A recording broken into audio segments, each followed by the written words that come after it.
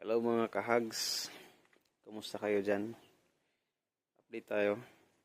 So ito yung update natin nung nakaraan, nakapag-building na tayo. Ginawan din natin ang pader, pero hindi pa tapos. So dito, lagyan pa natin yan ng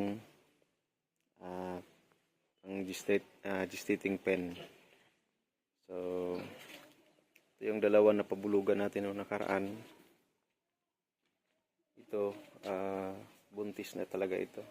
Kasi sobrang buwan na, hindi na bumalik yung ano niya, paglalandi. So yung isa naman, bumalik yung paglalandi at napabulugan natin ulit noong August 14. Okay. So ito yung dalawang inahin natin, sana mabuntis na din yung isa.